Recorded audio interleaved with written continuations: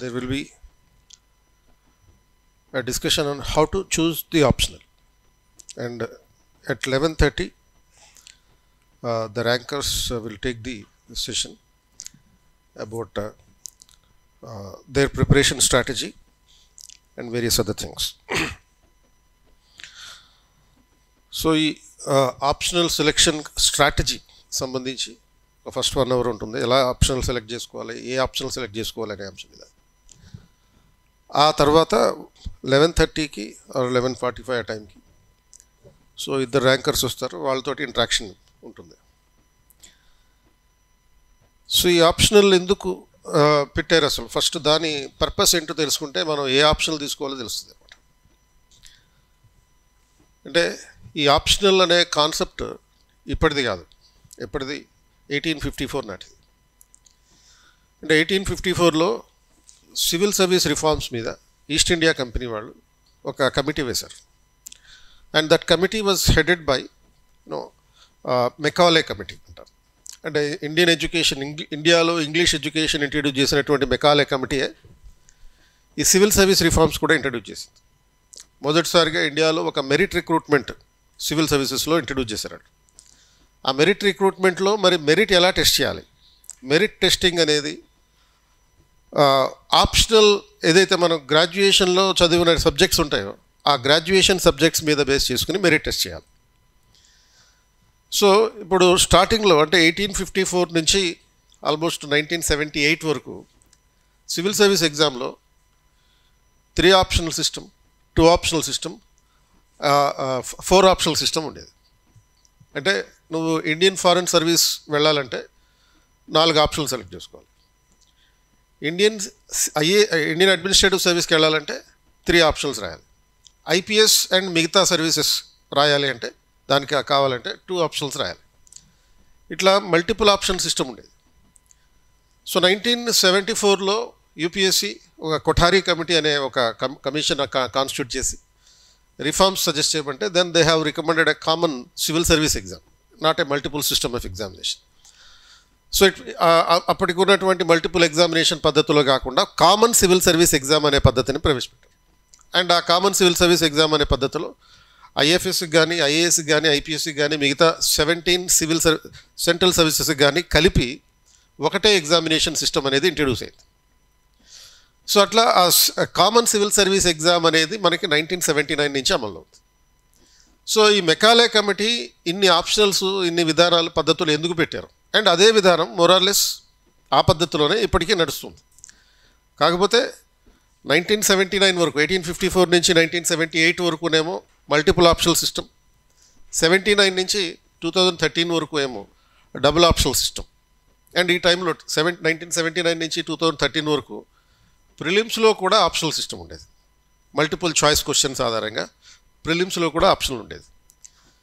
And 2013 నుంచి మనకి ఆ ప్రిలిమ్స్లో ఉన్న ఆప్షనల్ తీసేసి ఇప్పుడు ఉన్నటువంటి సీసాట్ అనే పద్ధతిని ప్రవేశపెట్టారు. అలగ్ కమిటీ అనే ఒక కమిటీ కాన్స్టిట్యూట్ చేసి వాళ్ళ రికమెండేషన్స్ ప్రకారం ఈ ప్రిలిమ్స్లో ఆప్షనల్ తీసేసి సీసాట్ పెట్టారనమాట. సో ఈ ఓన్లీ మెయిన్స్లో మాత్రమే ఇప్పుడు మనకి ఆప్షనల్ ఉంటుంది. ఇంతకుముందు అంటే 2013 ముందు 2 ఆప్షనల్స్ చూసుకోవాల్సి వస్తే ఇప్పుడు మెయిన్స్లో ఒక ఆప్షనల్ పెట్టుకున్నాం. ఒక ఆప్షనల్ సబ్జెక్టు, తర్వాత ఒక general essay, 4 general studies papers మెయిన్స్లో ఉంటున్నాయి. సో ఆప్షనల్ ఎందుకు పెట్టారు అసలు అనేది పర్పస్ ఇక్కడ. The purpose of presenting the optional is a candidate who has achieved excellence in his academics will also achieve excellence in his administration.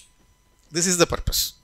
అంటే Macaulay committee అభిప్రాయం ప్రకారం అకాడమిక్ ఎగ్జామ్స్లో ఎవరైతే ఎక్సలెన్స్ సాధించడం జరుగుతుందో ఆ ఎక్సలెన్స్ ఆధారంగా, అంటే ఎక్సలెన్స్ అంటే ఏంటి, మ్యాక్సిమం మార్క్స్ సంపాదించడం. అకాడమిక్ ఎగ్జామ్స్ అంటే ఏంటి, నువ్వు బీఏనో లేకపోతే బీకామ్ ఏదైతే చదువుతావో ఆ చదివిన సబ్జెక్టులు, డిగ్రీలో చదివినటువంటి సబ్జెక్టులు ఏమంటారు, డొమైన్ సబ్జెక్ట్స్ అని అంటారు. ఆ డొమైన్ సబ్జెక్ట్స్లో కనుక నువ్వు ఎక్సలెన్స్ సాధిస్తే, ఎక్కువ మార్కులు సాధిస్తే, దెన్ అవే సబ్జెక్టులని సివిల్ సర్వీస్ ఎగ్జామ్లో కూడా టెస్ట్ చేసి వాటిలో కూడా నువ్వు ఎక్సలెన్స్ సాధిస్తే నువ్వు అడ్మినిస్ట్రేషన్ కూడా బాగా చేయగలుగుతావు అని వాళ్ళ అజంప్షన్. ఎందుకని, ఒక సబ్జెక్టు మీద ఎంతైతే డెప్త్ ఆఫ్ నాలెడ్జ్ ఉంటుందో అండ్ డెప్త్ ఆఫ్ అండర్స్టాండింగ్ కూడా ఉంటుంది. అంటే depth of knowledge and depth of understanding, these are the 2 things which are considered to be the most important by the Macaulay Committee. ఒక సబ్జెక్ట్లో లోతైన జ్ఞానం ఉండాలి అండ్ లోతైన అవగాహన కూడా ఉండాలి. డెప్త్ ఆఫ్ నాలెడ్జ్, లోతైన జ్ఞానం. డెప్త్ ఆఫ్ అండర్స్టాండింగ్, లోతైన అవగాహన. సో లోతైన అవగాహన అంటే ఏంటి? The ability to analyse the things in a 360 degree pattern. ఒక విషయాన్ని 360 డిగ్రీల కోణంలో విశ్లేషించగలిగేటటువంటి సామర్థ్యాన్ని డెప్త్ ఆఫ్ అండర్స్టాండింగ్ అని అంటారు. సో ఆ డెప్త్ ఆఫ్ అండర్స్టాండింగ్ని టెస్ట్ చేయడం కోసం కూడా ఈ సబ్జెక్ట్ నాలెడ్జ్ అంటే ఈ ఆప్షనల్ సబ్జెక్ట్స్ని ఇంట్రడ్యూస్ చేయడం జరిగింది. అంటే testing the domain subject, domain knowledge even in the civil service exam అనేటటువంటి పర్స్పెక్టివ్లో అనమాట. సో ఆ తర్వాత దీన్ని 2 ఆప్షనల్ కింద మార్చి అండ్ ఇప్పుడేమో ప్రస్తుతం 1 ఆప్షనల్ కింద మార్చారు. ఇది after understanding the spirit of introducing the optional in the civil service exam. ఇప్పుడు ప్రస్తుతం ఉన్నటువంటి ఎగ్జామినేషన్ ప్యాటర్న్, ఇప్పుడు ఉన్నటువంటి ఎగ్జామినేషన్ ప్యాటర్న్లో సక్సెస్ దేని మీద డిపెండ్ అయి ఉంటుంది. మనకి బిఫోర్ 2013 అయితే, అంటే 1979 నుంచి 2013 మధ్యకాలంలో 2 ఆప్షనల్స్ ఒక్కొక్క దానికి 600 మార్క్స్ ఉండేది. అంటే 1200 మార్కులు ఓన్లీ ఆప్షనల్స్కే ఉండేది. తర్వాత జనరల్ స్టడీస్ 2 పేపర్స్ ఉండేవి. అంటే దానికి 300 + 300 600 మార్క్స్. ఒక జనరల్ ఎస్సే ఇది యాక్చువల్గా మెకాలే కమిటీ రికమెండేషన్స్లో జనరల్ ఎస్సే ఉండేది. 1979 వరకు ఉండేది. కానీ 1979 నుంచి 1989 మధ్యకాలంలో జనరల్ ఎస్సే విధానం లేదు. బట్ 1989లో సతీష్ చంద్ర కమిటీ అని చెప్పి ఒక కమిటీ వేశారు. వాళ్ళ రికమెండేషన్స్ ప్రకారం ఈ జనరల్ ఎస్సేని కూడా ఇంట్రడ్యూస్ చేయడం జరిగింది. మళ్ళీ అంటే మిగతా సబ్జెక్టులన్నిటికీ, మిగతా పేపర్లన్నిటికీ 300 మార్క్స్ ఉంటే సతీష్ చంద్ర కమిటీ 1989లో చేసిన రికమెండేషన్స్ ప్రకారం జనరల్ ఎస్సేకి 250 మార్క్స్ ఉండేది. సో ఈ 1200 మార్క్స్ ఆప్షనల్స్కి, 600 మార్క్స్ జనరల్ స్టడీస్కి, తర్వాత 250 మార్క్స్ జనరల్ ఎస్సేకి ఉండేది. సో అబ్జల్యూట్ మ్యాక్సిమం వెయిటేజ్ అనేది అంతా కూడా ఆప్షనల్ మీదనే ఉండేది. ఆ తర్వాత మళ్ళీ ఈ ఎలక్ట్ కమిటీ రికమెండేషన్స్ ఆధారంగా మొత్తం 2012లో ఎగ్జామినేషన్ సిస్టమ్ని ఓవర్హాల్ చేశారు. చేసి ప్రిలిమ్స్లో ఉన్న ఆప్షనల్ తీసేశారు. జనరల్ స్టడీస్ కంటిన్యూ అయింది అండ్ ఆప్షనల్ బదులు ప్రిలిమ్స్లో CSAT అనే ఎగ్జామ్ పెట్టారు. మెయిన్స్లో 2 జనరల్ స్టడీస్ పేపర్లు ఉండేవన్నాం కదా, ఆ 2 జనరల్ స్టడీస్ పేపర్ల బదులు 4 జనరల్ స్టడీస్ పేపర్స్ పెట్టారు. జనరల్ ఎస్సే కంటిన్యూ అయింది. ఆప్షనల్ విధానం ఏదైతే ఉందో ఆప్షనల్స్ 2 ఆప్షనల్స్ బదులుగా 1 ఆప్షనల్ తగ్గించారు అండ్ మార్కులు కూడా మార్చారు. ఇంతకుముందు ఈచ్ పేపర్కి 600 మార్క్స్ ఉంటే ఇప్పుడు 300 మార్క్స్ ఉంటే ఇప్పుడేమో 250 మార్క్స్గా చేశారు దాన్ని. సో జనరల్ స్టడీస్లో 4 పేపర్స్ ప్లస్ జనరల్ ఎస్సే ఒక్కొక్క దానికి 250 మార్క్స్. అలాగే ఆప్షనల్ ఒకటే వచ్చింది, దాంట్లో 2 పేపర్లు ఉన్నాయి, దాంట్లో 250 మార్క్స్. సో మరి జనరల్ స్టడీస్లో మనకి మ్యాక్సిమం ఏం క్వశ్చన్స్ వస్తాయో ఊహించలేము. Maximum we can predict around 60% of the questions. అంటే క్వశ్చన్స్ టాపిక్స్ అనేవి ప్రెడిక్ట్ చేయగలుగుతాం కానీ బట్ క్వశ్చన్ ప్యాటర్న్ ఎలా ఉంటుంది అనేది మాత్రం ప్రెడిక్ట్ చేయడానికి అవకాశం లేదు. సో మన సక్సెస్ని డిసైడ్ చేసేది అంటే సివిల్ సర్వీస్ ఎగ్జామ్లో ప్రిలిమ్స్ క్వాలిఫైయింగ్ పేపర్, అండ్ అది కూడా ఓన్లీ GS ఒకటే క్వాలిఫైయింగ్. అందులో వచ్చిన మార్కులు బట్టి మనం మెయిన్స్ క్వాలిఫై అవుతాం లేదో తెలుస్తుంది. ఎందుకంటే CSAT అనేది ప్రస్తుతానికి ఏంటిది ఓన్లీ క్వాలిఫైయింగ్ పేపర్. 33% మార్క్స్ వస్తే CSATలో పాస్ అయిపోవచ్చు. But don't ignore the CSAT. పర్టికులర్గా ఈ IIT బ్యాక్గ్రౌండ్ తర్వాత ఇంజనీరింగ్ బ్యాక్గ్రౌండ్ ఉన్నటువంటి స్టూడెంట్స్ CSATని ఇగ్నోర్ చేస్తున్నారు, సరిగ్గా ప్రాక్టీస్ చేయట్లేదు. సో ఇది గమనించినటువంటి UPSC ఏం చేసిందంటే 2022-23 పేపర్ని ఓవర్ ద టాప్ ఇచ్చింది. సో ఈ IIT బ్యాక్గ్రౌండ్ మ్యాథమెటిక్స్ అంటే ఆడుకుంటా అనే టైపు క్యాండిడేట్స్ కూడా వాళ్ళతో కూడా రివర్స్లో CSAT ఆడుకుంది. ఆ నేపథ్యంలో 2022-23 పేపర్లను చూసినటువంటి నేపథ్యంలో CSAT మీద చాలా ఫోకస్ చేయాలి, ప్రాక్టీస్ మ్యాక్సిమం చేయాలి. సో CSAT అయితే 33% మార్క్స్ వస్తే చాలు క్వాలిఫై అవుతాం. దెన్ జనరల్ స్టడీస్లో ఒక కట్ ఆఫ్ మార్కులు వస్తే చాలు అందులో పాస్ అవుతాం. Then you will be qualified for the mains and your selection in the civil services will be depending upon the marks you gained for the maximum of 2025 marks. అంటే ఈ 2020 1750 మార్కులు 1750 marks return టెస్ట్లో ఉన్నాయి. ఆ 1750 మార్క్స్లో వచ్చినటువంటి మార్కుల ఆధారంగా నువ్వు ఇంటర్వ్యూకి వెళ్తావు అండ్ ఆ ఇంటర్వ్యూలో ఉండేటటువంటి 275 మార్క్స్ ఈ 1750 మార్క్స్ కలుపుకొని మీ ఓవరాల్ సెలెక్షన్ అనేది ఆధారపడి ఉంటుంది.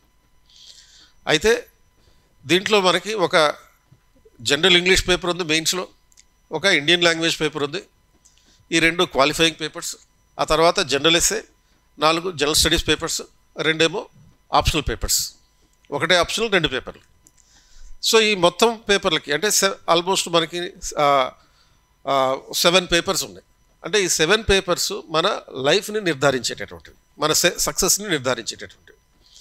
అయితే GS 1, 2, 3 వీటి మీద కమాండ్ సాధించడం కొంచెం కష్టం. GS 4 okay. అంటే GS 4 అంటే ఏంటి? Ethics, integrity and aptitude. దాని మీద కమాండ్ సాధించవచ్చు, మ్యాక్సిమం మార్కులు రావడానికి అవకాశం ఉంటుంది. తర్వాత జనరల్ ఎస్సే, మన సక్సెస్ని నిర్ణయించేటటువంటిది జనరల్ ఎస్సే కూడా ఒకటి. జనరల్ ఎస్సేలో నీకు మ్యాక్సిమం మార్కులు సంపాదించడానికి అవకాశం ఉంటుంది. అండ్ ఆ తర్వాత ఈ 2 కాకుండా మన ఈ రెండిటికి కాంట్రిబ్యూట్ చేయడానికి, జనరల్ ఎస్సేకి తర్వాత ఎథిక్స్కి కాంట్రిబ్యూట్ చేయడానికి ఉపయోగపడేది పాలిటీ. పాలిటీకి ఉన్నటువంటి వెయిటేజ్ చాలా తక్కువే. అంటే తక్కువ అంటే ఓన్లీ 100 మార్క్స్. 100 మార్క్స్ అయినా అంటే మార్కుల పరంగా 100 మార్క్స్ మెయిన్స్లో, ఎకానమీకి 100 మార్క్స్, హిస్టరీకి ఆల్మోస్ట్ అన్ని రకాల హిస్టరీలు కలిపి, అన్ని రకాల హిస్టరీలు అంటే ఏన్షియంట్, మోడర్న్, మెడివల్, తర్వాత world history, then culture, art and culture, ancient art and culture కూడా ancient, medieval, modern art and culture, and తర్వాత పోస్ట్ ఇండిపెండెంట్ ఇండియా. ఈ మొత్తం హిస్టరీకి సంబంధించినటువంటి వెయిటేజ్ అనేది ఒక 110 మార్క్స్ ఉంటుంది. అండ్ ఆ తర్వాత ఈ అన్నిటికన్నా ఎక్కువ వెయిటేజ్ ఉన్నటువంటి పేపర్ ఏంటి అంటే, సబ్జెక్ట్ ఏంటి అంటే ఎథిక్స్, ఇంటిగ్రిటీ అండ్ యాప్టిట్యూడ్. వేరే ఏ సబ్జెక్ట్కి ఇంత వెయిటేజ్ లేదు. ఏది 250 మార్క్స్ వెయిటేజ్, కంప్లీట్గా 250 మార్క్స్ ఎథిక్స్, ఇంటిగ్రిటీ, యాప్టిట్యూడ్కి ఉంది. పాలిటీకి 100, ఎందుకంటే ఆ పేపర్లో 3 డివిజన్స్ ఉన్నాయి మనకి. సెకండ్ పేపర్లో polity, governance and international relations. పాలిటీకి ఒక 100 మార్క్స్, గవర్నెన్స్కి ఒక 100 మార్క్స్, ఇంటర్నేషనల్ రిలేషన్స్కి ఒక 50 మార్క్స్. ఈ కాంపోనెంట్స్ ఉన్నాయి. So you cannot answer the ethics without the knowledge of polity.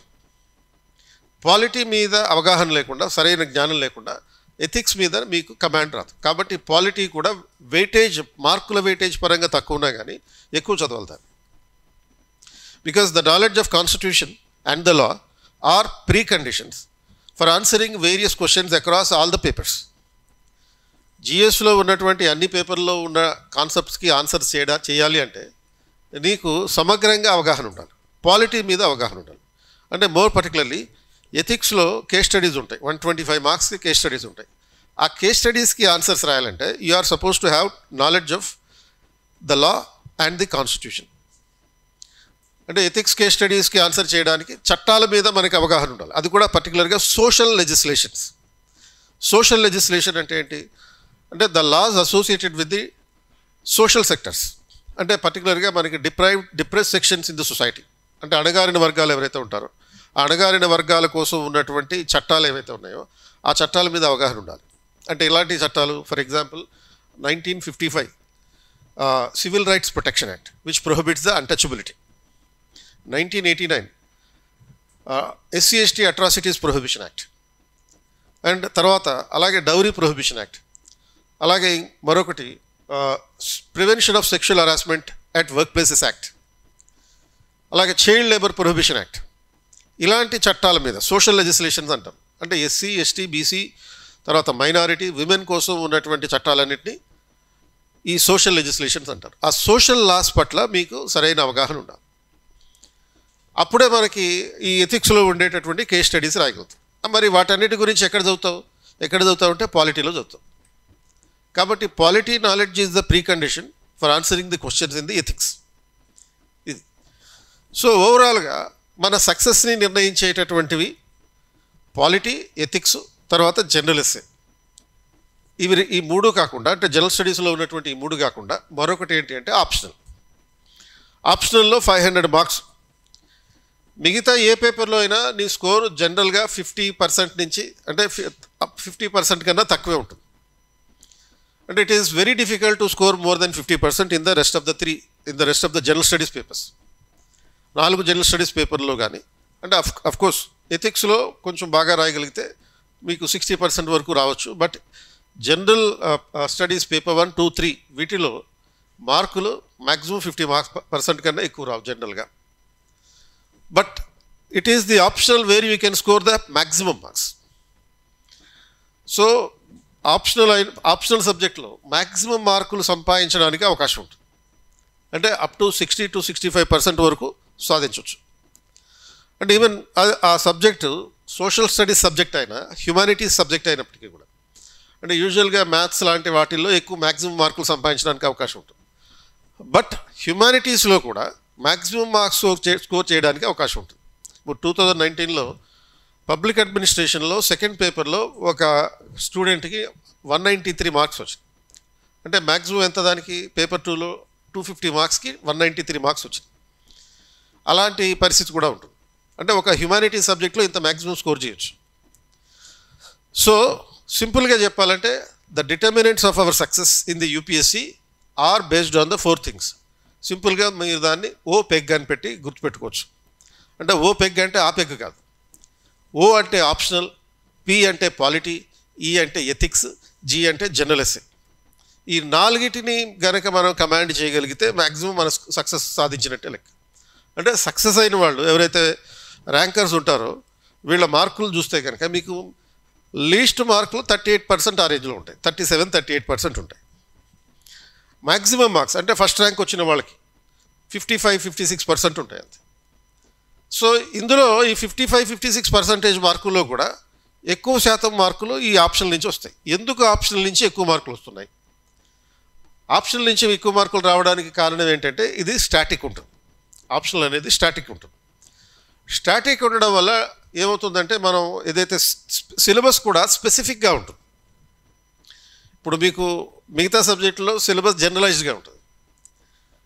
And అదే ఆప్షనల్లో అయితే స్పెసిఫిక్ సిలబస్ ఉంటుంది. ఆ స్పెసిఫిసిటీ కారణంగా because of the specificity in the syllabus what happens is predictability increases. What is the predictability?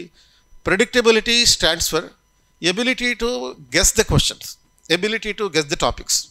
అది అంటే మనం మరి ఆ ఎబిలిటీ ఎలా వస్తుంది మళ్ళీ? How do you guess the questions, how do you predict the questions based on the PYQs. PYQs అంటే previous year questions. So గత ప్రశ్నపత్రాలని ఆధారంగా చేసుకుని ప్రీవియస్ ఇయర్ క్వశ్చన్స్ని బేస్ చేసుకుని we can identify what are the areas, specific areas of getting the questions. ఇప్పుడు suppose political science optional తీసుకుంది, which is becoming very much popular in the recent times. ఈ political science ఆప్షనల్లో 2012 నుంచి 2023 వరకు వచ్చిన questions చూస్తే almost every year ఒక question equality అనే టాపిక్ మీద వస్తుంది. కంపల్సరీగా ఒక క్వశ్చన్ అయితే ఈక్వాలిటీ మీద ఉంటుంది. Either direct question about the equality and its related dimensions or the implications of the equality. Equality అనేటటువంటి అంశానికి సంబంధించినటువంటి క్వశ్చన్స్ వస్తున్నాయి. అంటే అప్పుడు ఏమవుతుంది అంటే సపోజ్ ఇంకొకటి కూడా ఈక్వాలిటీకి రిలేటెడ్గా ఉండేది positive discrimination or affirmative action అనే అంశం మీద క్వశ్చన్ వస్తుంటుంది.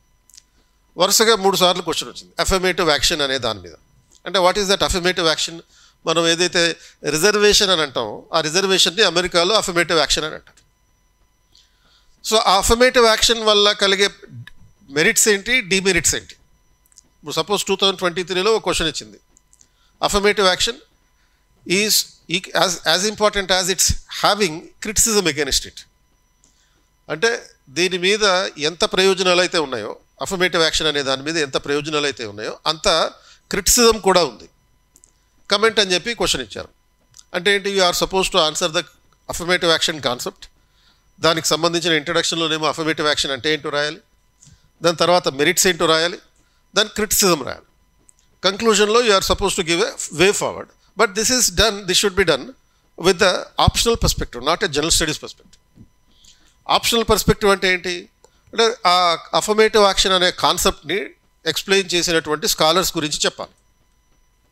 అక్కడక్కడ 2-3 స్కాలర్స్ని కనుక మనం ప్రజెంట్ చేయగలిగితే then that will get the optional perspective. ఈ స్కాలర్ ఓరియంటేషన్ లేకుండా కనుక ఆన్సర్ రాస్తే అది జనరల్ స్టడీస్ టైప్లో ఉంటుంది. సో ఈ అఫర్మేటివ్ యాక్షన్ అనేది చాలా ఇంపార్టెంట్ ఏరియా. అది ఎలా తెలుస్తుంది మనకి ఇంపార్టెంట్ ఏరియా అంటే ప్రెడిక్ట్ చేస్తాం. So we are able to predict that the affirmative action is an important. So ఎలా తెలుస్తుంది? అది based on the PYQs. Previous year క్వశ్చన్స్లో చూసినప్పుడు 2012 నుంచి 23 వరకు చూసినప్పుడు వచ్చినటువంటి ఆస్పెక్ట్స్ అన్నమాట. అలా ఈ ఓపీఈజీ మీరు గుర్తుపెట్టుకుంటే that is the actually success determinant. O అంటే ఆప్షనల్, పి అంటే పాలిటీ, ఈ అంటే ఎథిక్స్ అండ్ జీ అంటే జనరల్ ఎస్సే. వీటన్నిటిలోనూ ప్రెడిక్టబిలిటీ ఎక్కువ. ప్రెడిక్టబిలిటీ మ్యాక్సిమం చేయగలుగుతాం కనుక the possibility of understanding the estimating the possible questions will also be maximum. So moreover ఈ optionals నుంచి మనకి ఈవెన్ జనరల్ స్టడీస్ కూడా ఉపయోగపడేటట్టుగా ఉంటుంది. అంటే if your optional happen to be humanity subject, humanity subjects అంటే it can be political science or public administration, sociology, anthropology, ఇలాంటి హ్యుమానిటీస్కి సంబంధించినటువంటి సబ్జెక్ట్స్ అయితే కనుక జిఎస్లో అన్ని పేపర్లు కూడా ఏదో రకంగా డైరెక్ట్ ఆర్ ఇండైరెక్ట్ ఉపయోగపడుతుంది అన్నమాట. So how do you select the optional? What are the steps to consider before selecting the optional? So there are 4 steps before you have to consider any optional. అంటే 4 దశల్లో దీనికి సంబంధించినటువంటి decision తీసుకోవాలి. First you have to go through the list of optionals. List of optionals అంటే UPSC నోటిఫికేషన్లో మనకి ఎన్ని optionals ఇచ్చింది, ఆ ఆప్షనల్ పేర్లు ఏంటి, ఆ లిస్ట్ జస్ట్ ఒకసారి చూసుకోవాలి. చూసుకుంటే మీకు ఆల్మోస్ట్ ఒక 50 రకాల ఆప్షన్లు కనపడతాయి. అండ్ తర్వాత secondly identify the subject that you like the most and you know the most. ఇప్పుడు లిస్ట్ చూడమంటున్నా అంతే. అంటే అగ్రికల్చర్, ఆంథ్రోపాలజీ ఇట్లా ఆల్ఫబెటికల్ ఆర్డర్లో ఇస్తారు. తర్వాత ఈ ఆంథ్రోపాలజీ, బాటనీ, కెమిస్ట్రీ ఇలా ఆల్ఫబెటికల్ ఆర్డర్లో ఇస్తారు. మొత్తం అన్ని ఆప్షనల్ లిస్టు చదవండి అంతే.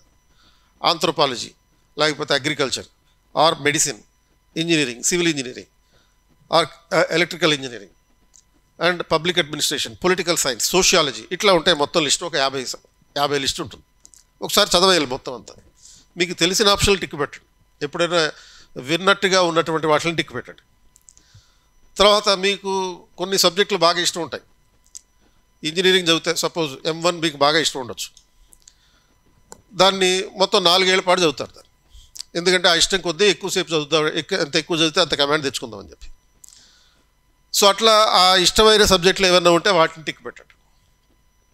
టిక్ పెట్టిన తర్వాత then identify this. After identification అంటే think about those subjects in which you have scored the maximum marks in the school, not in your college or in your engineering. స్కూల్లో మీరు ఉన్నప్పుడు మీకు ఇష్టమైన సబ్జెక్టులు ఫిల్టర్ చేయండి. మీరు ఆల్రెడీ టిక్ చేసిన వాటిలో నుంచి ఇష్టమైన సబ్జెక్టులు ఫిల్టర్ చేయండి. అండ్ మ్యాక్సిమం స్కోర్ చేసిన సబ్జెక్టులు ఫిల్టర్ చేయండి. ఫిల్టర్ చేసిన తర్వాత then short list those subjects. ఈ షార్ట్ లిస్టింగ్ అయిపోయిన తర్వాత అంటే షార్ట్ లిస్టింగ్ అంటే ఎలా ఉంటుంది మరి? షార్ట్ లిస్టింగ్ అంటే అప్పుడు సపోజ్ ఈ స్కూల్లో మీకు మ్యాక్సిమం 6 సబ్జెక్టులు ఉన్నాయి కదా. 3 ఏమో అందులో లాంగ్వేజ్ సబ్జెక్టులు, అవి కాకుండా మ్యాథ్స్, ఇంగ్లీష్, మ్యాథ్స్ ఒకటి, తర్వాత సోషల్ స్టడీస్ ఒకటి అండ్ సైన్స్ ఒకటి. ఈ 3 సబ్జెక్టులు ప్లస్ 3 లాంగ్వేజెస్ ఉన్నాయి. అండ్ స్కూల్లో మీరు ఏ సబ్జెక్టులో అయితే మ్యాక్సిమం స్కోర్ చేశారో వాటిని ఐడెంటిఫై చేస్తారు. ఐడెంటిఫై చేసిన తర్వాత షార్ట్ లిస్టింగ్ చేయాలి. షార్ట్ లిస్టింగ్ ఎలాగా? ఇప్పుడు సపోజ్ ఒక 6 సబ్జెక్టులు ఐడెంటిఫై చేశారనుకో. 6 సబ్జెక్టులకి సంబంధించిన సిలబస్ చదవండి. ఇప్పుడు ఫస్ట్ రౌండ్లో చేయాల్సింది read the list of all the subjects. And 4th రౌండ్లో చేయాల్సింది reading the syllabus of the short listed subjects. అంటే మీరు ఈ ఆప్షనల్ సెలెక్షన్ చేసుకోవడానికి ఇలా ఎవరైనా ఫ్యాకల్టీ చెప్తే మీరు సెలెక్ట్ చేసుకోవచ్చు, ఆర్ లేకపోతే మీ ఫ్రెండ్స్ చెప్తే సెలెక్ట్ చేసుకోవచ్చు, మీ సీనియర్స్ చెప్తే సెలెక్ట్ చేసుకోవచ్చు, ఆర్ సక్సెస్ఫుల్ క్యాండిడేట్స్ వాళ్ళు ఫాలో అయిన ప్రిన్సిపల్స్ ప్రకారం సెలెక్ట్ చేసుకోవచ్చు. కానీ వీటన్నిటికన్నా మించి ఏంటంటే మీ అంతా మీరు సెలెక్ట్ చేసుకోండి. ఇవన్నీ రికమెండేషన్స్, ఈ సజెషన్స్, అడ్వైజెస్ అన్నీ వింటారు. బట్ మీకు దేని మీద ఇంట్రెస్ట్ ఉంటుంది అనేది కూడా ఇంపార్టెంట్, అన్నిటికన్నా ఎక్కువ ఇంపార్టెంట్. అది ఇప్పుడున్నటువంటి సింగిల్ ఆప్షనల్ సిస్టంలో ఈ ఆప్షనల్ సక్సెస్ఫుల్, ఈ ఆప్షనల్ సక్సెస్ఫుల్ కాదు అని చెప్పలేం. సైకాలజీ అనే ఆప్షనల్ పెట్టుకుని సక్సెస్ అవుతారు, అలాగే మ్యాథమెటిక్స్ అనే ఆప్షనల్ పెట్టుకుని సక్సెస్ అవుతున్నారు, పొలిటికల్ సైన్స్ అవుతున్నారు, ఆంథ్రోపాలజీ అవుతున్నారు, పబ్లిక్ అడ్మినిస్ట్రేషన్ తోటి అవుతున్నారు. అండ్ తర్వాత బోడో లాంగ్వేజ్ పెట్టుకుని కూడా సక్సెస్ అవుతున్నారు, పాళీ లాంగ్వేజ్ పెట్టుకుని కూడా సక్సెస్ అవుతున్నారు. బోడో, పాళీ ఇలాంటి లాంగ్వేజ్ లిటరేచర్లు పెట్టుకుని సక్సెస్ అయ్యేవాళ్ళు 1-2 ఉంటారు. ఆ ఇద్దరు సెలెక్ట్ అవుతారు. కానీ నీకు సంబంధం లేదు ఆ లాంగ్వేజ్ తోటి, నువ్వు ఎప్పుడు దాన్ని చూడడం కూడా లేదు, అది ఎలా ఉంటుందో కూడా తెలియదు. కాబట్టి నీకు తెలిసిన లాంగ్వేజ్ ఏంటి? తెలుగు లిటరేచర్. తెలుగు లాంగ్వేజ్ నువ్వు 10th చదువుంటావు. So Telugu literature can be opted as your option. Telugu literature కూడా పెట్టుకోవచ్చు, ఎందుకంటే లిటరేచర్ సబ్జెక్ట్స్ కూడా మంచిగానే ఈ సక్సెస్ అవుతున్నాయి. అంటే సింగిల్ ఆప్షనల్ సిస్టంలో any optional can be successful. అది depending upon how best you are dealing with it, how best you are liking it. నీకు ఆ సబ్జెక్ట్ మీద ఎంత ఇష్టం ఉంది అనే దాన్ని బట్టి కూడా ఉంటుంది. It is not just how the seniors have fared it, how the successful candidates have fared it, how your friends have recommended, or how your faculty has recommended. ఇవన్నీ ఇంపార్టెంట్ కాదు. నువ్వు సెలెక్షన్ చేసుకోవడం, నీకు నచ్చిన సబ్జెక్ట్ అయ్యి ఉండడం. ఆ నచ్చిన సబ్జెక్ట్ని ఎలా సెలెక్ట్ చేసుకోవాలో ఇప్పుడు చెప్పాను. ఫస్ట్ మొత్తం లిస్ట్ అంతా చదువు, ఎన్ని ఆప్షన్స్ ఉన్నాయో చూడు, అందులో నుంచి నీకు తెలిసిన ఆప్షన్స్ను ఐడెంటిఫై చేయి. నువ్వు విన్న ఆప్షన్స్ గురించి ఐడెంటిఫై చేయి, నీకు ఇష్టమైన సబ్జెక్టుల గురించి ఐడెంటిఫై చేయి. అండ్ నీకు స్కూల్లో మ్యాక్సిమం మార్కులు దేంట్లో వచ్చినాయి, సోషల్లో వచ్చినాయా, సైన్స్లో వచ్చినాయా, అవి గుర్తు తెచ్చుకో. ఆ తర్వాత ఇంటర్లోను లేకపోతే గ్రాడ్యుయేషన్లోను బీటెక్లోను ఏ సబ్జెక్టులకు నీకు ఇష్టమైనవి, ఎక్కువ మార్కులు వచ్చినాయి, బ్యాక్లాగ్లో ఎక్కడ పాస్ అయ్యావు, ఇవి గుర్తు తెచ్చుకో ఒకసారి. ఎందుకంటే చాలామంది ఇంజనీరింగ్ చదివాను కాబట్టి ఇంజనీరింగ్ పెట్టేసుకుంటా అంటారు. అలా చేయకూడదు. ఎందుకంటే సపోజ్ నువ్వు ఒక సబ్జెక్ట్ని 4 ఏళ్ళు పాటు చదివావనుకో ఇంజనీరింగ్లో, అది నీకు బాగా వచ్చినట్టు కాదు, అది బ్యాక్లాగ్ అని అర్థం. కాబట్టి కొంచెం కేర్ఫుల్గా ఉండాలి. అండ్ తర్వాత ఫైనల్గా you have to short listing అనేది దేని మీద ఆధారపడి ఉంటుంది? After identifying the things, the subjects that you know very well, వాటి సిలబస్ చదవాలి. Secondly, read each and every topic in the syllabus. ప్రతి టాపిక్ని, సిలబస్లో ఉన్నటువంటి ప్రతి టాపిక్ని చూడాలి. Then identify the points that you know, అంటే మీకు తెలిసినట్టు అనిపించేవి. అంటే మీకు ఆల్రెడీ 10thలోనో లేకపోతే ఇంటర్లోనో గ్రాడ్యుయేషన్లోనో ఎక్కడో ఒక చోట ఉన్న సబ్జెక్టులను కనుక మనం ఐడెంటిఫై చేస్తాం. మ్యాథ్స్, ఫిజిక్స్, కెమిస్ట్రీ, ఆర్ లేకపోతే BA చదివి ఉంటే economics, political science, public administration, sociology, anthropology, ఇటువంటి సబ్జెక్టులు. సో నీకు ఈ సిలబస్లు చదువుతున్నప్పుడు ఈ సబ్జెక్ట్ నేను గ్రాడ్యుయేషన్లో చదివాను, ఈ టాపిక్ నేను 10thలో చదివాను అని గుర్తొచ్చి ఉండొచ్చు. అవి ఐడెంటిఫై చేయండి. దెన్ ఆ సబ్జెక్టులకు సంబంధించిన ప్రీవియస్ ఇయర్ క్వశ్చన్స్ చూడండి. కనీసం ఒక లాస్ట్ 2 years క్వశ్చన్స్ చాలు. మీరు మరీ 2012 నుంచి లేకపోతే 1979 నుంచి చూడాల్సిన అవసరం లేదు, కానీ ఒక 2 years 3 years క్వశ్చన్స్ చూడండి. ఇప్పుడు సపోజ్ కొంతమంది మ్యాథ్స్ పెట్టుకుంటా అంటారు, మ్యాథ్స్ ఆప్షనల్ అంటారు, ఎందుకంటే మేము ఇంజనీరింగ్లో మా అంతటోళ్ళు లేరు అనే టైపు ఫీలింగ్లో. కానీ మ్యాథ్స్ ఆప్షనల్ పెట్టుకునే ముందు 2 సార్లు ఆలోచించాలి. రీజన్ ఏంటి అంటే, మ్యాథ్స్లో నీకు అయితే స్కోర్ వస్తే 100కి 100 వస్తాయి, ఆర్ లేకపోతే 100కి 0 వస్తాయి. కాబట్టి మధ్యలో వచ్చే అవకాశాలు తక్కువ. సో అదే హ్యుమానిటీస్ అనుకోండి, there is nothing right, nothing wrong in the humanities. అంటే సోషియాలజీ లాంటి సబ్జెక్ట్ ఉంది. సో సోషియాలజీ లాంటి సబ్జెక్ట్లో suppose if you are given a question related to the LGBTQ and the same sex marriages అన్నాడు అనుకో, అంటే సేమ్ సెక్స్ మ్యారేజెస్ అనేది చాలా న్యూస్లో ఉంటుంది కాబట్టి దాని మీద క్వశ్చన్ ఇచ్చేవచ్చు అవకాశం ఉంటుంది. ఇది సేమ్ సెక్స్ మ్యారేజెస్ అనేది రైటా రాంగా అని చెప్పి క్వశ్చన్ అడుగుతాడు. హ్యుమానిటీస్లో నువ్వు రైట్ అన్నా రాంగ్ కాదు, రాంగ్ అన్నా రైట్ కాదు. అంటే there is nothing right, nothing wrong in the humanities. కాబట్టి మినిమం ఎంతో కొంత మార్కులు వేయాలైతే నీకు. సో యావరేజ్ మార్క్స్ వస్తాయి, ఆ పాసిబిలిటీ ఉంటుంది. సో కాబట్టి just because you have studied mathematics in BSc or in the BTech, you are not suppose to take the mathematics as an optional unless you are absolutely thorough with it. And ఈ PYQs చదివిన తర్వాత explore your interest. Finally నీకు ఏదైతే interest ఉంటుందో ఆ interest ఉన్నటువంటి అంశాన్ని మాత్రమే సెలెక్ట్ చేసుకోవాలి, దాన్ని మించి కాదు.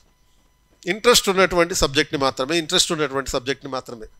అంటే సీనియర్స్ చెప్పారని, ఫ్రెండ్స్ చెప్పారని, లేకపోతే ఫ్యాకల్టీ చెప్పారని, ఆర్ ర్యాంక్ వచ్చిన వాళ్ళు చెప్పారని మీరు ఆప్షనల్ సెలెక్షన్ చేయడం కాదు. వాళ్ళందరూ చెప్పిన వినండి, విన్న తర్వాత ఇప్పుడు చెప్పిన ఫిల్టరింగ్ చేయండి. అంటే ఈ ఫిల్టరింగ్ ప్రాసెస్లో సిలబస్ చదవడం, ఆ తర్వాత ప్రతి టాపిక్ని ఐడెంటిఫై చేయడం, and identify the points that you know very well, and read the previous year questions related to those subjects, and finally depending on your interest choose the subject, explore your interest. So జనరల్గా ఇవి students చేసేటటువంటి పని ఏంటంటే, optional select చేసుకునేటప్పుడు రెండు రకాల పద్ధతులు చూస్తారు. 2 types of methods are adopted. One is selecting the popular subject and second selecting the domain subject. Domain subject ante enti? The subject that you have studied in your graduation is the domain subject. నీ గ్రాడ్యుయేషన్లో లేకపోతే బీటెక్లో లేకపోతే ఎంబీబీఎస్లో ఏదైతే subject చదివావో ఆ సబ్జెక్ట్ని ఆప్షనల్గా పెట్టుకోవడం. రెండో పద్ధతి పాపులర్ సబ్జెక్ట్ పెట్టుకోవడం.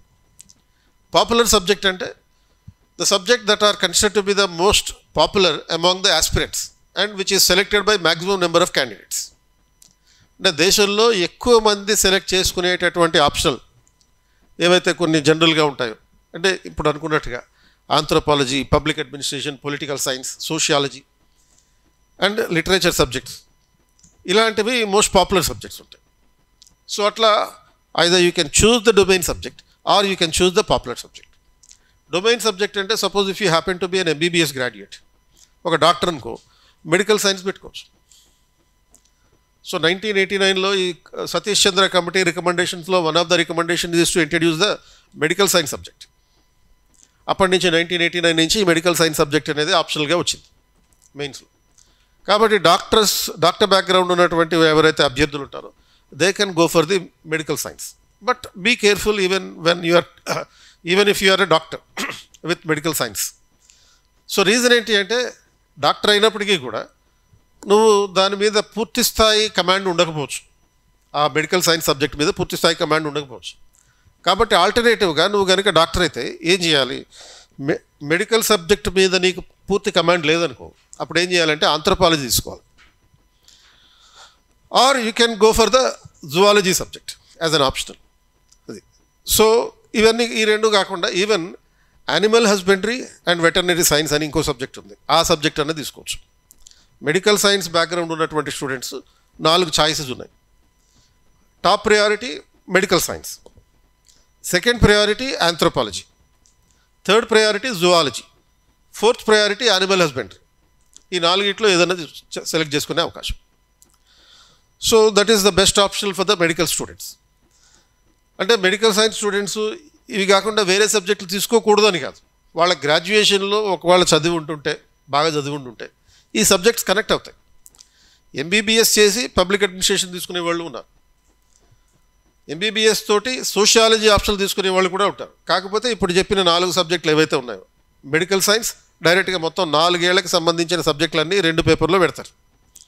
అంటే ఎంబీబీఎస్ నువ్వు 4 years చదువుతావు కదా, ఆ 4 yearsలో చదివినటువంటి అన్ని సబ్జెక్టులని కలిపి 2 papers కింద డివైడ్ చేస్తున్నారు. దెన్ అది కాకపోతే ఈ ఎంబీబీఎస్లో జెనెటిక్స్ వాటి గురించి కూడా చదువుతారు, కాబట్టి ఆంథ్రోపాలజీకి కనెక్ట్ అవుతుంది. అండ్ ఈ ఎంబీబీఎస్లో అనాటమీ ఇలాంటి అవన్నీ ఉంటాయి కాబట్టి యానిమల్ జువాలజీకి కూడా కనెక్ట్ అవుతుంది. And animal husbandry is another area which is the most popular area. తర్వాత suppose if you happen to be an engineering candidate, అంటే బీటెక్ చేస్తున్నావు, బీటెక్ చదివి ఉన్నట్టు కనుకుంటే నువ్వు ఈ సివిల్ ఇంజనీరింగ్ కానీ లేకపోతే ఎలక్ట్రికల్ ఇంజనీరింగ్ కానీ ఇటువంటి సబ్జెక్టులు పెట్టుకోవచ్చు. ఒక డొమైన్ సబ్జెక్ట్ తీసుకోవాలనుకుంటే, ఆర్ మ్యాథ్స్, ఫిజిక్స్, కెమిస్ట్రీ ఈ సబ్జెక్టులు కూడా పెట్టుకోవచ్చు. So again that depends upon your skill and interest, not just the popularity. ఇప్పుడు సపోజ్ ఫిజిక్స్ అనే సబ్జెక్ట్ ఉందనుకో, మ్యాక్సిమం సక్సెస్ రేట్ ఉంటుంది దానికి. కానీ ఫిజిక్స్ సబ్జెక్ట్కి మ్యాక్సిమం సక్సెస్ రేట్ ఉంటుంది అని చెప్పి ఇప్పుడు BA హిస్టరీ, జాగ్రఫీ, ఎకనామిక్స్ చదివినోడు పెట్టుకోగలుగుతాడా? Impossible. So it depends upon your skill also, not just the interest. అది ఇంట్రెస్ట్ ఉండాలి సబ్జెక్ట్ మీద, నీ స్కిల్ కూడా ఉండాలి, ఎంతో కొంత దానికి సంబంధించినటువంటి నైపుణ్యం. ఎందుకంటే ఒక ఆప్షనల్ చదవడానికి మనం మ్యాక్సిమం 1 year పెట్టుకోవాలి అంతే. అంటే 1 year అంటే ఏంటి, suppose if you happen to attend any క్లాసెస్కి ఒక 4 నెలలు, అండ్ దాని తర్వాత ఆ 4 నెలల క్లాసెస్ తర్వాత ఒక 6 నెలల పాటు దానికి రివిజన్ చేసుకోవడానికి, అండ్ ఒక 2 నెలల పాటు దాన్ని రైటింగ్ ప్రాక్టీస్ చేయడానికి.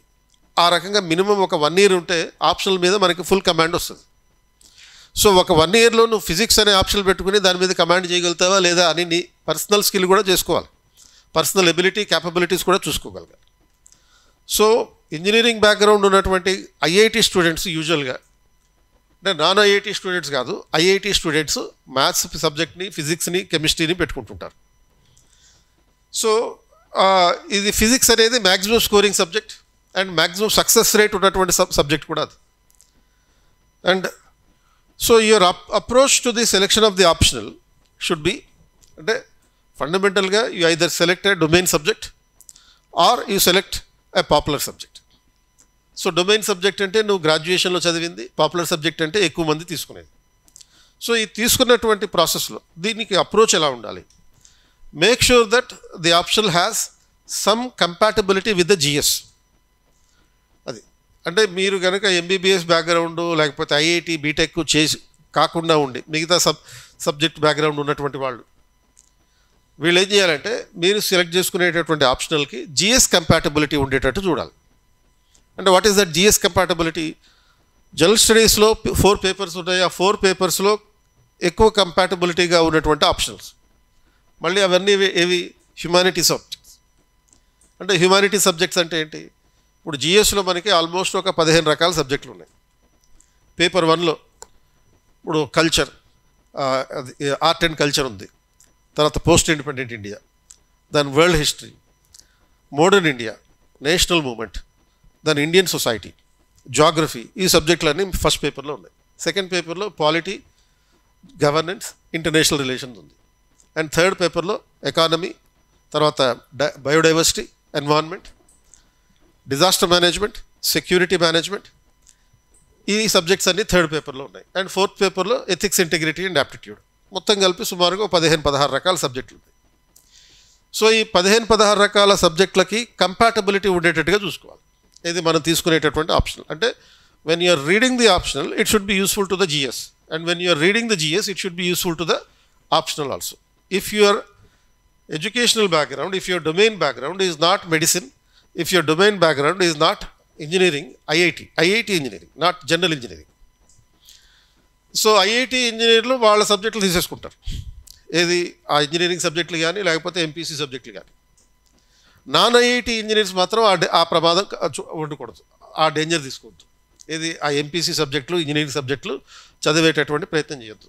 సో వాళ్ళు మిగతా ఆప్షన్లు తీసుకునేటప్పుడు చూసుకోవాల్సినటువంటి ఫస్ట్ క్రైటీరియా ఏంటంటే compatibility with the general studies. So general studies తోటి ఎంతవరకు కంపాటబిలిటీ ఉంటుందని చూడాలి.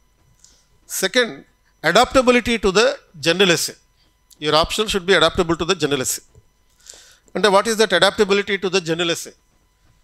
When your knowledge of optional should be useful to present the general essay, very good general essay.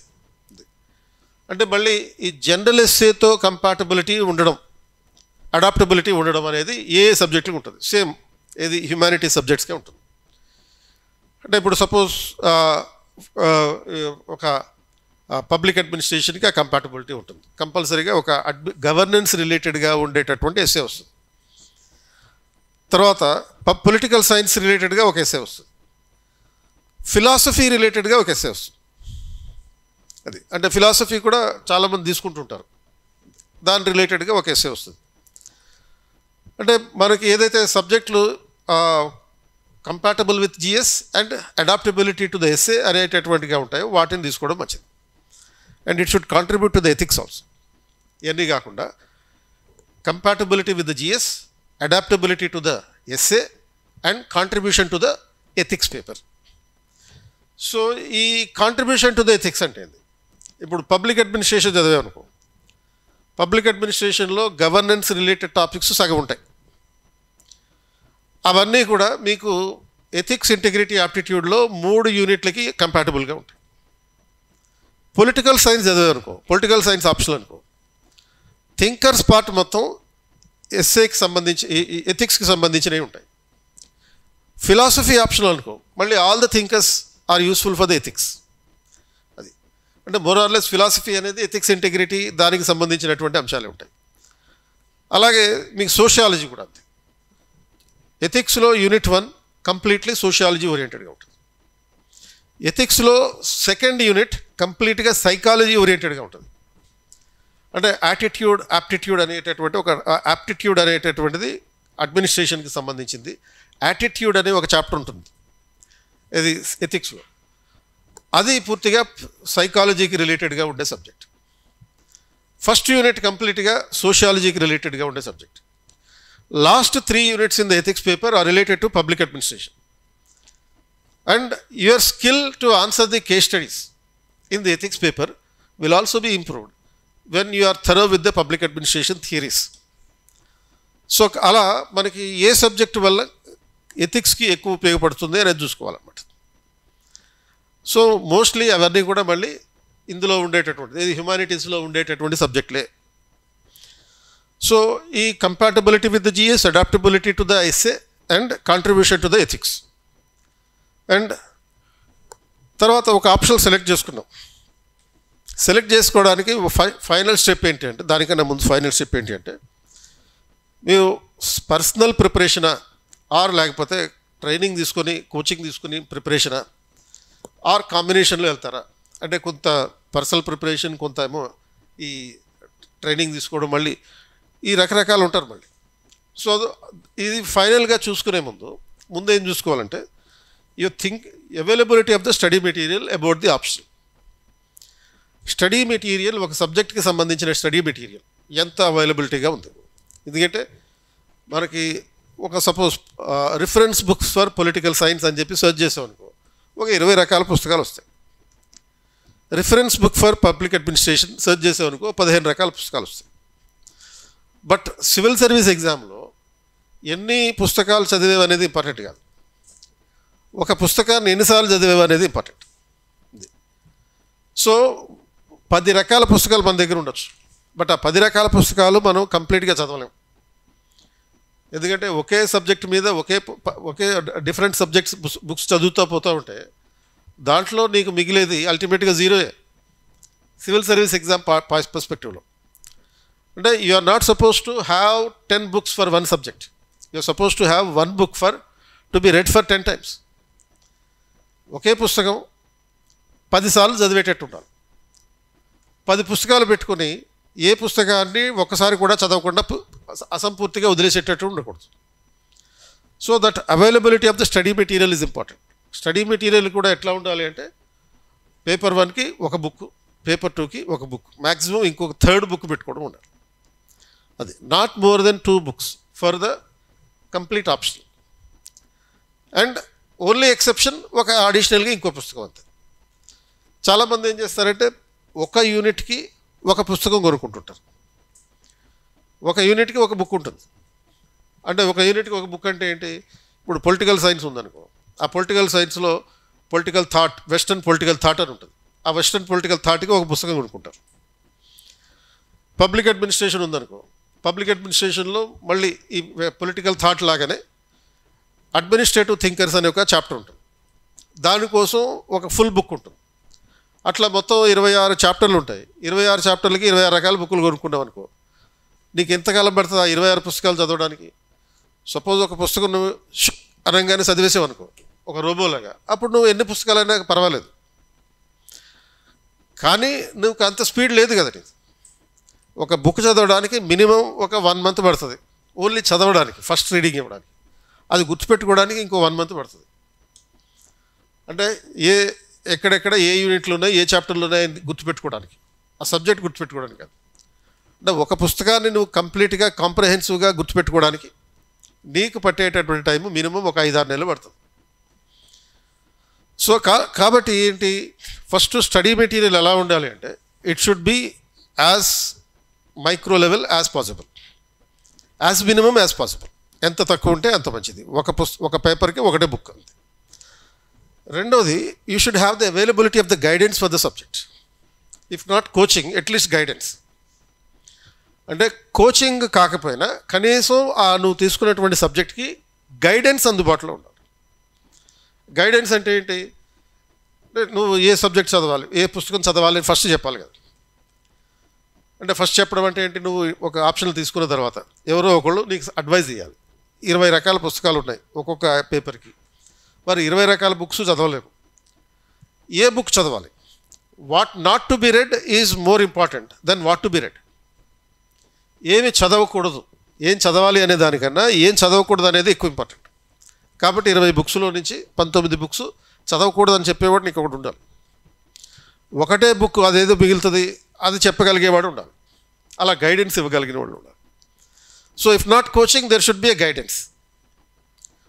Then third ఏంటి, weightage of the optional in the general studies. ఇది కూడా చూసుకోవాలి. ఇంతకు ముందు చెప్పినట్టుగా adaptability and accommodativeness to the general studies and SA.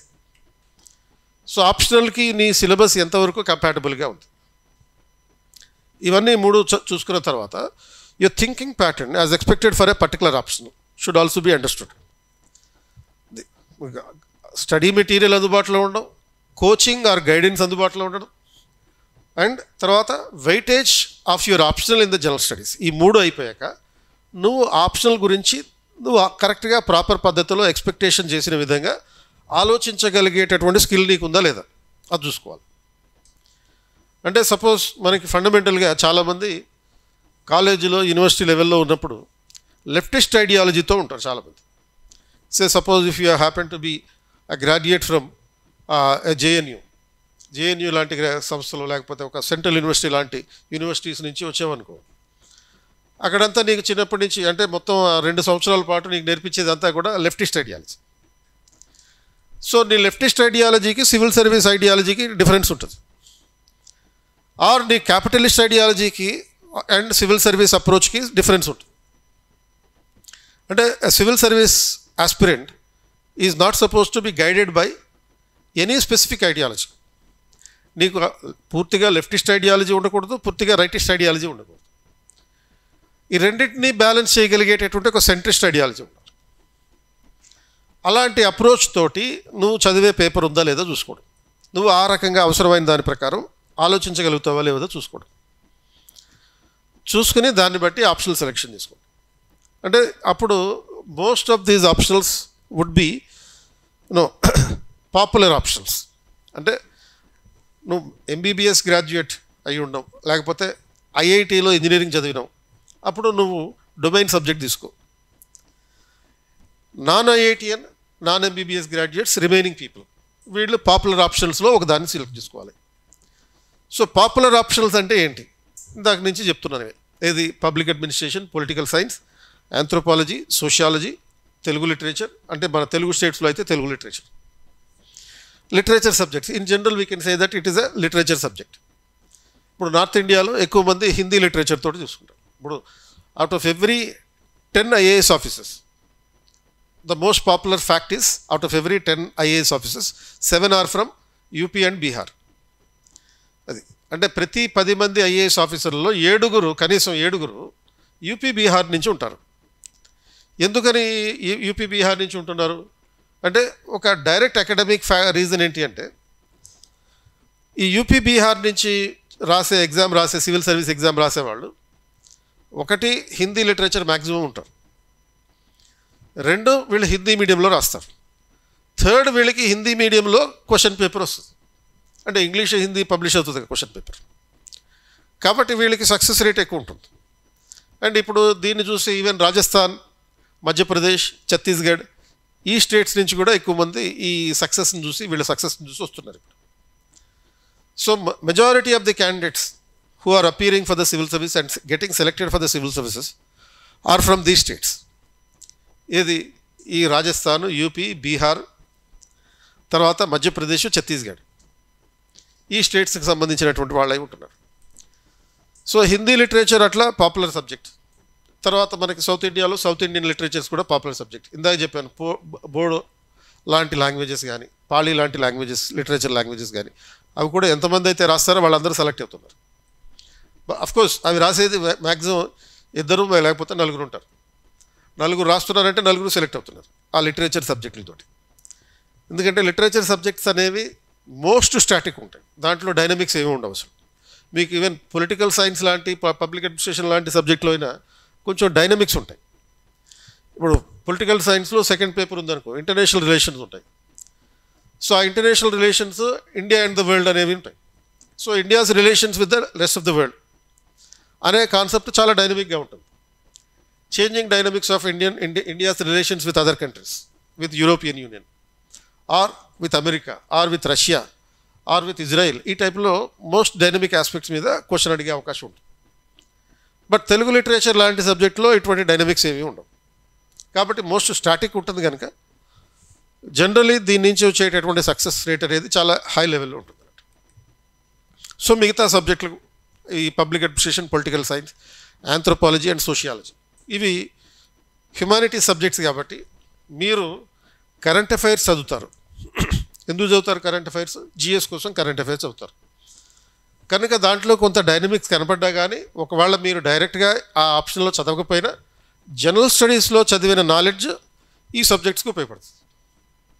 Same the other way round also. Other way round అంటే ఏంటి? ఆప్షన్లో చదివినటువంటి సబ్జెక్ట్ నాలెడ్జ్ జిఎస్లో ఉపయోగపడుతుంది. More particularly it is useful. Public administration కానీ, పొలిటికల్ సైన్స్ కానీ, సోషియాలజీ కానీ ఇవి చదివినప్పుడు ఆంథ్రోపాలజీ మార్కులు బాగా వస్తాయి. ఈ మన ఎథిక్స్లో చెప్పే మార్కులు చాలా హై లెవెల్లో ఉంటాయి. If your optional happen to be public administration or political science or sociology, you can score maximum marks in the ethics. అది ఎందుకంటే ఆ టెర్మినాలజీని తర్వాత ఆ స్కాలర్స్ని కోట్ చేస్తూ నువ్వు ఇక్కడ ఆన్సర్ రాయగలుగుతావు. ఎప్పుడైతే ఈ ఆప్షన్లో ఉన్నటువంటి టెర్మినాలజీ అండ్ స్కాలర్స్ని కోట్ చేస్తూ ఎథిక్స్లో ఆన్సర్ రాయగలుగుతావు, అప్పుడు ఆటోమేటిక్గా నీ స్కోర్స్ ఇంప్రూవ్ అవుతాయి. ఎందుకంటే మొత్తం యూపీఎస్సిలో జరిగేటటువంటి ప్రతి స్టెప్ కూడా, ఎగ్జామ్కి సంబంధించిన ప్రతి ఆస్పెక్ట్ కూడా యూనివర్సిటీ ప్రొఫెసర్లే చేస్తారు.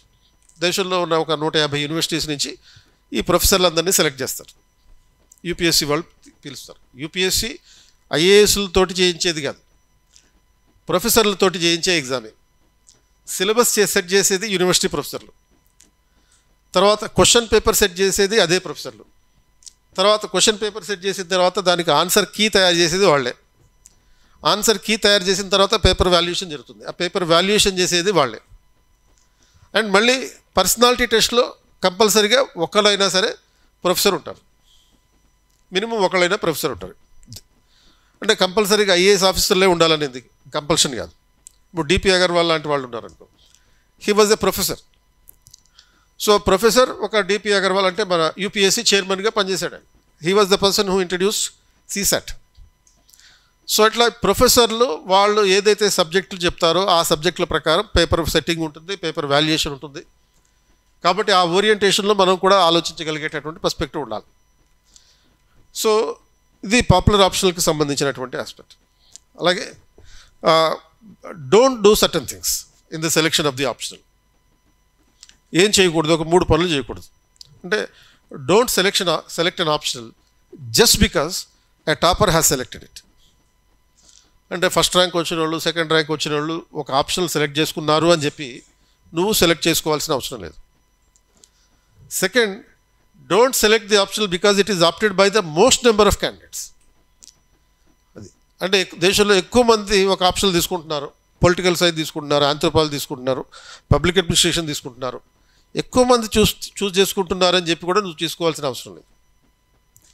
And don't select the optional because your senior or relatives or the faculty have advise you. అంటే ఇప్పుడు సపోజ్ నేను పబ్లిక్ అడ్మినిస్ట్రేషన్ చెప్తాను, నువ్వు నా దగ్గరికి వచ్చి ఏ ఆప్షన్ తీసుకుంటే బాగుంటుంది సార్ అని అడిగితే నేనేం చెప్తాను? కెమిస్ట్రీ తీసుకోమని చెప్తాను. మీకు చెప్పను, నేను పబ్లిక్ అడ్మినిస్ట్రేషన్ తీసుకోమని చెప్తాను. కాబట్టి just because your faculty has recommended you to opt the public administration or political science as an optional, you need not go by it. అది అంటే your ultimately your interest and your skill and your aptitude determine how you have to select the optional. అంటే optional prepare అవ్వడానికి కంపల్సరీగా ఒక minimum 6 months అయితే ఉంటుంది. Minimum 6 నెలల పాటు. ఫుల్ లెంగ్త్లో ప్రిపేర్ అయితే 6 నెలలు, ఫుల్ లెంగ్త్లో కాకుండా పార్షియల్గా ప్రిపేర్ అయితే అంటే రోజుకు ఒక 2 hours చొప్పున ప్రిపేర్ అవుతూ ఉంటే ఆప్షనల్ కోసం, then it will take minimum 1 year. రోజుకు ఒక 5 hours పాటు నువ్వు ఆప్షనల్ కోసం స్పెండ్ చేయగలిగితే 6 months అనుకో. రోజుకు 2 hours మాత్రమే ప్రిపేర్ అవుతుంటే ఒక 1 year అయితే పడుతుంది. అండ్ సో డైలీ మినిమం ఒక 2 hours అయితే ఖచ్చితంగా కేటాయించాం. ఇప్పుడు suppose if you're coming to the classroom session ఒక 1.5 hour నుంచి 2 hours ఉంటుంది. అది కూడా ప్రిపరేషన్లో భాగమే. అండ్ దానికి అడిషనల్గా ఇంకొక క్లాస్కి వస్తున్నప్పుడు అడిషనల్గా ఒక 1 hour స్పెండ్ చేయాలి, చదవడానికి స్పెండ్ చేయాలి. క్లాస్ రూమ్లో ఒక 1.5 hour ఉంటాం అండ్ అడిషనల్గా ఒక 1 hour చదువుతాం. అంటే your preparation will be 2.5 hours. That is apart from the general studies. So you have to divide your preparation in to various stages. అంటే మీ ప్రిపరేషన్, ఆప్షనల్ ప్రిపరేషన్ని వివిధ దశలుగా డివైడ్ చేసుకోవాలి. స్టేజెస్ ఏంటి? ఫస్ట్ స్టేజ్లో you are reading the optional as a novice stage. Novice అంటే పూర్తిగా కొత్తోడు నువ్వు. ఆ రకమైనటువంటి పరిస్థితులు. అంటే సపోజ్ నువ్వు non IIT engineering student or BA BSc BCom student and you have opted sociology optional. ఒక 2 నెలల పాటు you will be novice to the subject. అంటే ఫస్ట్ టైం సోషియాలజీని చూస్తున్నావు. చూసినప్పుడు నువ్వు పూర్తిగా కొత్తవాడివి, ఆ సబ్జెక్ట్కి కొత్తగా పరిచయం అవుతున్నావు. ఆ 2 నెలల పాటు మొదటి దశలో ఏం చేస్తామంటే, ఈ ఫస్ట్ స్టేజ్లో చేయాల్సింది ఏంటి? ఫస్ట్ రీడింగ్లో చేయాల్సింది ఏంటి అంటే సిలబస్ బై హార్ట్ చేయాలి. స్టార్టింగ్లో చెప్పింది ఏంటి? సిలబస్లో ఉన్న టాపిక్స్ చదవమని చెప్పాను అంతే. ఇప్పుడు సీరియస్గా ఎప్పుడైతే నువ్వు సిలబస్ ప్రిపరేషన్ మొదలు పెడతావో, సిలబస్ ప్రిపరేషన్ మొదలుపెట్టినప్పుడు నువ్వు సిలబస్ మొత్తాన్ని బై హార్ట్ చేయాలి. సింపుల్గా అంటే బై హార్ట్ చేయడం అంటే ఏంటి?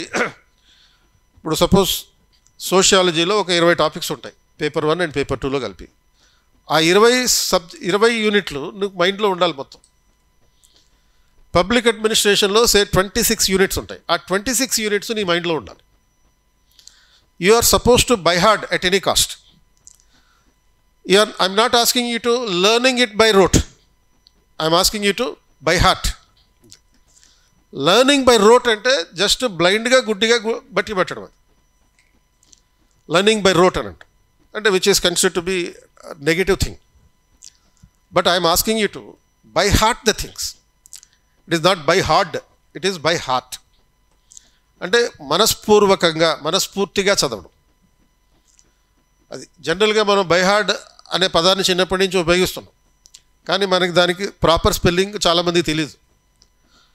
బై హార్ట్ అంటే BYHEARD అనుకుంటారు, ABCDలో ఉండే D అనుకుంటారు, కానీ అది D కాదు. అదేంటి? By heart, HEART. అది అంటే ఏంటి? బై హార్ట్ అంటే ఒక సబ్జెక్టుని మనస్ఫూర్తిగా ఇష్టపూర్వకంగా నేర్చుకునేటటువంటి ప్రాసెస్. అలా ముందు సిలబస్ మొత్తాన్ని బై హార్ట్ చేయాలి. నీ మనసులో నిండిపోవాలి ఆ సిలబస్. ఎందుకు ఈ పని? సిలబస్ ఎందుకు ఇట్లా మొదటి దశలో చేయాల్సిన పని అది. అంటే మొదటి దశలో as a novice you are reading the subject, and as a novice when you are reading the subject you start with by hearting the syllabus, so that ఈ సిలబస్కి రిలేటెడ్గా ఏ అంశాన్ని నువ్వు ఎక్స్టర్నల్గా చూసినా కానీ ఇమీడియట్గా ఆ సిలబస్కి, ఆ అంశానికి కనెక్ట్ అవుతావు. ఎప్పుడైతే కనెక్ట్ అవుతావో నీ లెర్నింగ్ స్కిల్స్ ఇంకా పెరుగుతాయి. న్యూస్ పేపర్లో సపోజ్ సుప్రీంకోర్టు LGBTQ అనే అంశం మీద ఒక తీర్పు ఇచ్చుంటుంది. ఇచ్చినప్పుడు LGBTQ అనే సబ్జెక్ట్ దేనికి సంబంధించింది, మన సిలబస్లో దేనికి కనెక్టెడ్గా ఉంటుంది? జనరల్ స్టడీస్లో వస్తుందా, ఆప్షనల్లో వస్తుందా? ఆప్షనల్లో జనరల్ స్టడీస్ రెండిట్లో వస్తే ఇంకా మంచిది. ఆప్షనల్లో వచ్చినప్పుడు పేపర్ 1లో ఉంటుందా, పేపర్ 2లో ఉంటుందా? పేపర్ 2లో ఉంటే ఏ యూనిట్కి రిలేటెడ్గా ఉంటుంది. సో అట్లా కనెక్ట్ చేసుకుంటాం. అప్పుడు ఎగ్జామినర్ ఏం చేస్తాడు? ఈ తీర్పుని మనసులో పెట్టుకుని ఒక క్వశ్చన్ ఇస్తాడు. Do you think that LGBTQ same sex marriages are right or wrong అని చెప్పి. ఈ సేమ్ సెక్స్ మ్యారేజెస్ అనేవి సరైనవా కాదా అని చెప్పి ఒక క్వశ్చన్ ఇవ్వడం జరుగుతుంది. అప్పుడు నువ్వు ఇంట్రడక్షన్లో ఏం రాయాలి?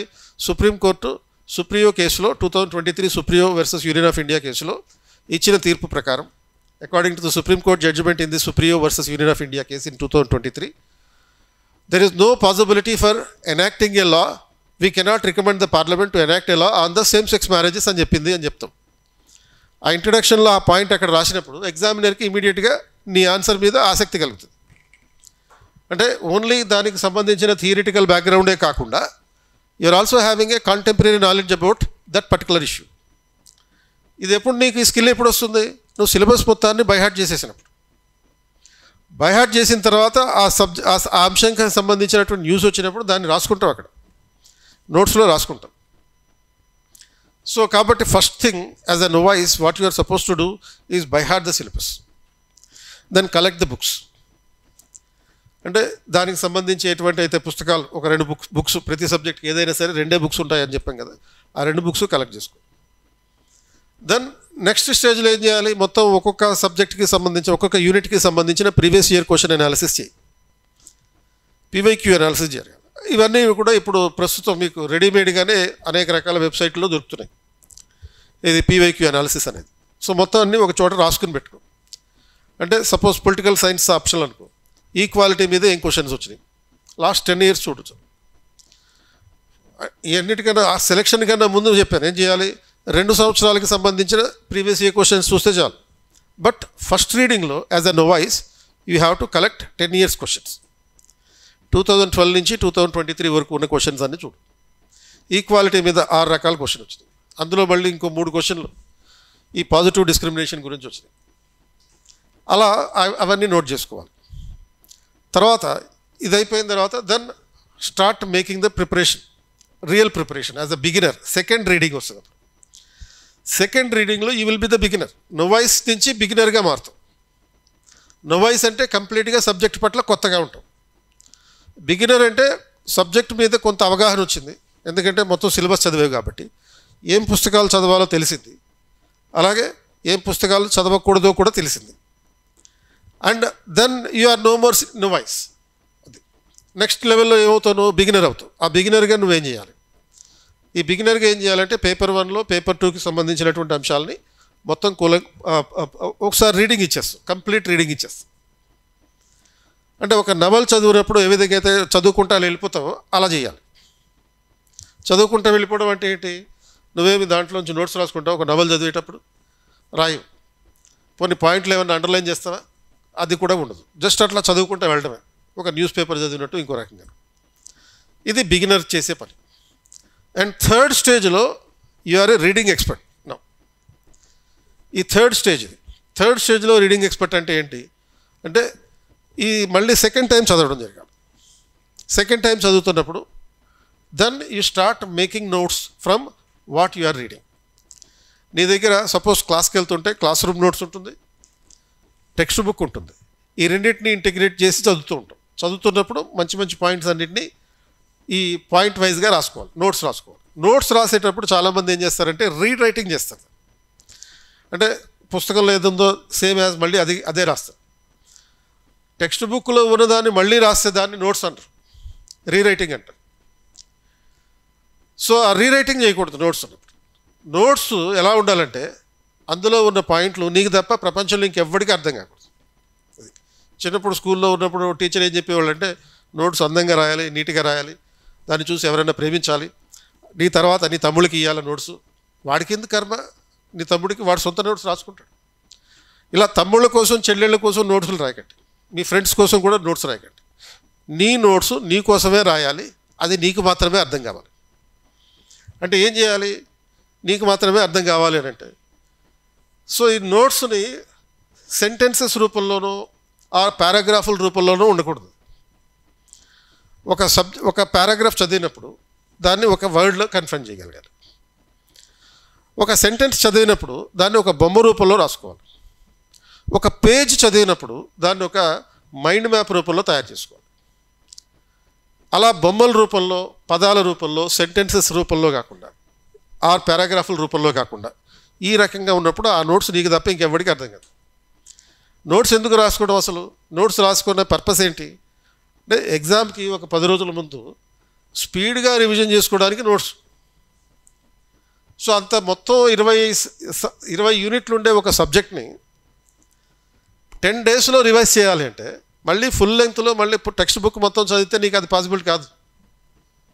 ఎప్పుడైతే ఇలా పదాల రూపంలో, బొమ్మల రూపంలో, మైండ్ మ్యాప్స్ రూపంలో రాసుకుంటావో అప్పుడే అది 10 daysలో నువ్వు కంప్లీట్గా రివిజన్ చేయగలుగుతావు. ఇది రీడింగ్ ఎక్స్పెక్ట్ చేసే పని. అండ్ ఆ రీడింగ్ ఎక్స్పెక్ట్ చేసే పని ఇంకోటి ఏంటి, ప్రీవియస్ ఇయర్ క్వశ్చన్స్కి ఆన్సర్ స్ట్రక్చర్లు తయారు చేసుకోవాలి. ఆన్సర్ స్ట్రక్చర్స్ అంటే ఒక కాన్సెప్ట్ చదవడే కాదు, చదివింది నువ్వు 3 ఏళ్ళు చదివినా 30 ఏళ్ళు చదివినా అల్టిమేట్గా ఎంతసేపట్లో ఆన్సర్ రాయాలి, 3 గంటల్లో రాయాలి. సో ఆ చదివిన దాన్ని 3 hours ప్రజెంట్ చేయాలంటే గతంలో ఎలాంటి క్వశ్చన్స్ వచ్చినాయి, ఆ ఫ్రీక్వెన్సీ ఆఫ్ క్వశ్చన్స్ ఎలా ఉంది, అండ్ ఆ క్వశ్చన్స్ తీసుకొని దానికి సంబంధించినటువంటి answer structure, full length answer రాయక్కర్లా. ఆన్సర్ స్ట్రక్చర్ అంటే ఏంటి, ఇంట్రడక్షన్లో ఏమి ఉండాలి, మెయిన్ బాడీలో ఎలాంటి పాయింట్స్ ఉండాలి, కంక్లూజన్లో ఏమి రాయాలి, ఇది సూక్ష్మంగా రాసుకోవడం. ఇది ఒక ఎక్స్పర్ట్ చేసే పని. So as a novice, you are collecting the things.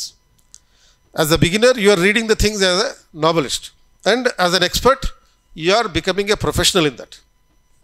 So ఇట్లా 3 స్థాయిల్లో 3 దశల్లో మీ స్టడీ అనేది ఉండాలి ఆప్షనల్కి సంబంధించి. So I'm repeating, in the first reading understand the syllabus, then understand the concept of the syllabus, various concepts. అంటే ప్రతి సబ్జెక్ట్కి కొన్ని ఫ్రీక్వెంట్లీ యూజ్డ్ వర్డ్స్ ఉంటాయి, ఫ్రీక్వెంట్ వర్డ్స్. ఆ ఫ్రీక్వెంట్లీ యూజ్డ్ వర్డ్స్ కీవర్డ్స్ ఉంటాయి అన్నమాట. ఆ కీవర్డ్స్కి అన్నిటికీ అర్థాలు తెలుసుకోవాలి. అండ్ తర్వాత then finish the syllabus in generalized manner. And frequently, and there is also a possibility that when you are reading the things, you frequently forget the things. చదివేటప్పుడు మర్చిపోవడం కూడా జరుగుతుంది. మర్చిపోకపోతే నువ్వు యాక్చువల్గా మనిషివి కావు. సో నువ్వు మనిషివి కాబట్టి మర్చిపోవడం అనేది సర్వసాధారణంగా జరిగే పని. కాబట్టి ఏం చేయాలి అంటే ఈ ఫ్రీక్వెంట్గా మర్చిపోకుండా ఉండడం కోసం రెగ్యులర్గా రివిజన్ చేసుకుంటూ ఉండాలి. So,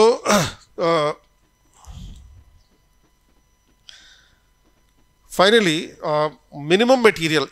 You have to remember that the things you to consider, you should have the minimum material.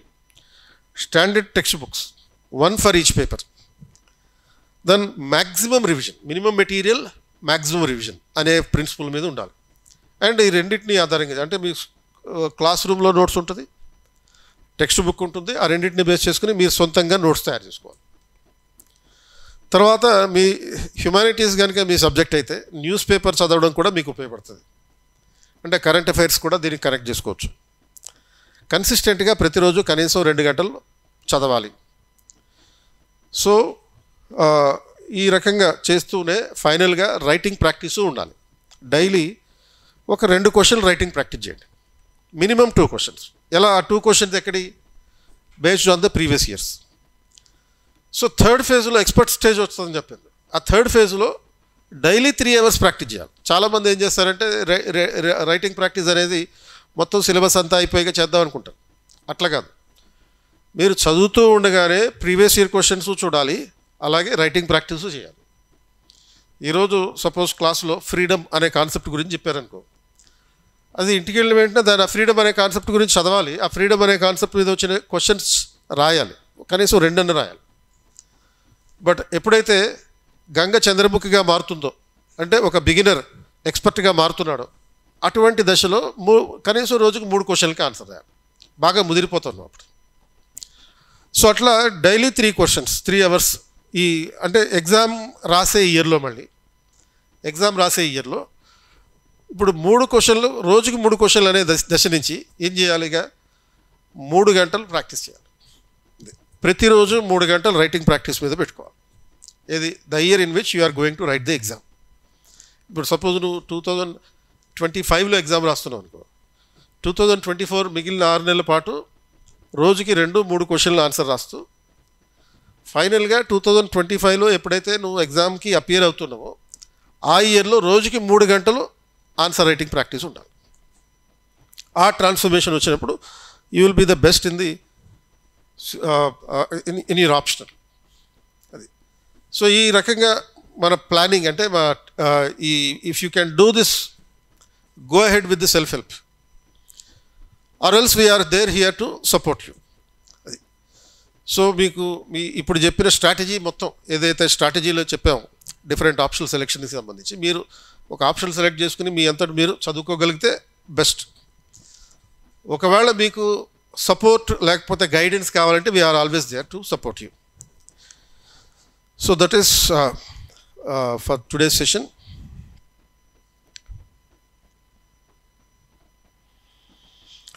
So next there will be session by Aishwarya Prajapati, who cracked 10th rank in the civil service exam 2023.